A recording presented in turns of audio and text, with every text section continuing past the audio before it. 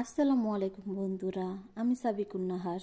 আজ আমি তোমাদের চতুর্থ শ্রেণীর বাংলা বইয়ের কাজলা দিদি যতীন্দ্রমোহন বাগচি কবিতার অনুশীলনীর সমাধান করে দেখাবো। 1 নং, 2 নং, 3 নং, 4 নং,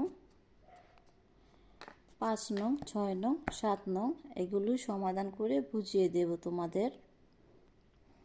প্রথমে অনুশীলনের 1 নং জেনে নেই। ছোট্ট বোনটি সারাক্ষণের সাথী ছিল কাজলা দিদি। দিদি চিরদিনের জন্য তাদের ছেড়ে চলে গেছে, তা সে জানে না, বোঝে না। প্রতি মুহূর্তেই সে তার প্রিয় কাজলা দিদির জন্য অপেক্ষায় থাকে। সে কোথায় গেছে, কেন আসে না তা জানতে চায় মায়ের কাছে। মা উত্তর দিতে পারেন না, মুখ লুকিয়ে শুধু কাঁদেন। 2 নং শব্দগুলো পাঠ থেকে খুঁজে বের করি, অর্থ বলি, নতুন বাক্য লিখি। সুলোক, জোনাই, দিদি, নেবু, বইচাপা, মারাসনে এর সমাধান করি। শব্দ, অর্থ, এখানে রয়েছে বাক্য গঠন।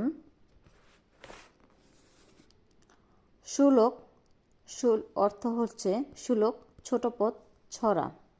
বাক্য গঠন, চাঁদনি রাতে উঠানে বসিয়া মা সুলোক বলতেন। জোনাই, জোনাকি পোকা, আধার রাতে ঝোপে ঝাড়ে জোনাই জ্বলে।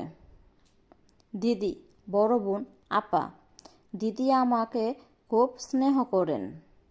নেবু, লেবু, মা নেবু দিয়ে আচার তৈরি করেছেন। বুইচাপা, মাটির উপর জন্মানো ছোট চাপা ফুল। বুইচাপা গাছে মাঠ ছেয়ে গেছে। মারাসনে, পা দিয়ে পিষে না যাওয়ার নির্দেশ। নিপা, ফুল গাছগুলো মারাসনে। 3 নঙে রয়েছে বিপরীত শব্দগুলো জেনে নেই। দিন, রাত, ঘুম, জাগরণ, ঢাকা, খোলা, নতুন, পুরানো, জ্বলা, নেবা। ডান দিক থেকে উত্তরটি বেছে নিয়ে খাতায় লিখি। কোথায় জোনাকি জ্বলে? এখানে হবে কোথায় জোনাকি জ্বলে, এখানে হবে নেবু তলে। বুলবুলি কোথায় লুকিয়ে থাকে? ডালিমের ডালে। কে সুলুক বলতেন? দিদি। জিজি কোথায় ডাকে? ঝোপে ঝাড়ে। ঘুম আসে না কেন? ফুলের গন্ধে। এখানে উত্তরটিও দেওয়া আছে। 5 নং প্রশ্ন উত্তর বলি ও লিখি। কাজলা দিদি কোথায় গেছে?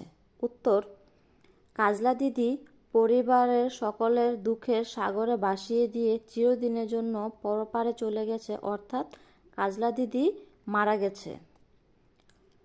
কখন কাজলা দিদি কথা বেশি মনে পড়ে? উত্তর, বাঁশবাগানের মাথার উপর চাঁদ উঠলে, গল্প শোনার ইচ্ছে হলে, খাবার খেতে আসলে এবং ঘুমাতে গেলে কাজলা দিদির কথা মনে পড়ে। গ, কাজলা দিদির কথা উঠলে মা আঁচল দিয়ে মুখ ঢাকেন কেন? উত্তর, কাজলা দিদির চিরদিনের জন্য এ পৃথিবী ছেড়ে চলে গেছে। মা ভালো করে জানেন তার কাজলা আর কোনো দিন ফিরে আসবে না, তাই কাজলার কথা মন উঠলে মায়ের 2 চোখ পানিতে ভরে যায়। ছোট্ট মেয়েটি যেন বুঝতে না পারে তার দিদি মরে গেছে, তাই তিনি আঁচল দিয়ে মুখ ঢেকে রাখেন।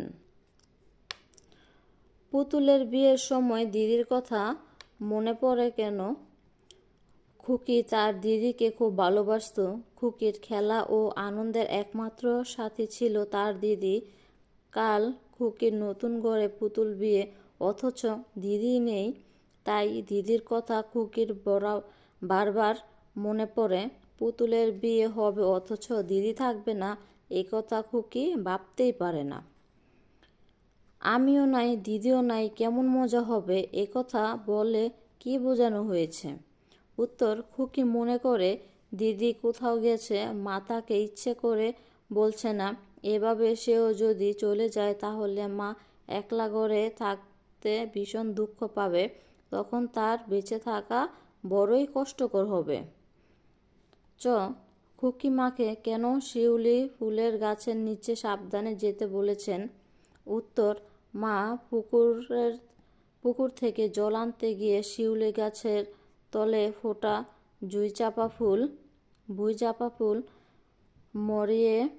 মারিয়ে ফেলতে পারেন, সেজন্য খুকি মাকে শিউলি গাছের নিচে সাবধানে যেতে বলেছেন। ডালিম গাছের ফল ছিঁড়তে বারণ করছে কেন?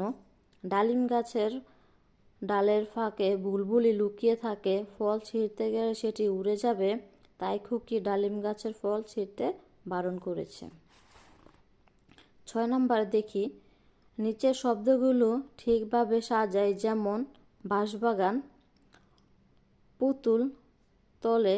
উত্তরটা দেখি, পুতুল, বিয়ে, এখানে একসাথে দেখাই, থোকায়, পুকুর, নেবু, শুলক, কাজলা, বাঁশ, নতুন, তলে, ধারে, বিয়ে, ঘরে, থোকায়, বাগান, বলা, দিদি।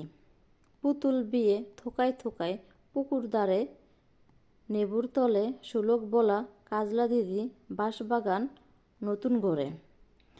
7 নম্বর, কবিতাটিতে বিরাম চিহ্ন দেখে ও ভাব বজায় রেখে পড়ি। এতে আমরা শ্রেণী শিক্ষকের সহায়তায় নিজে নিজে করে নেব। আজ এ পর্যন্তই। আগামীতে অন্য ভিডিও নিয়ে আসবো।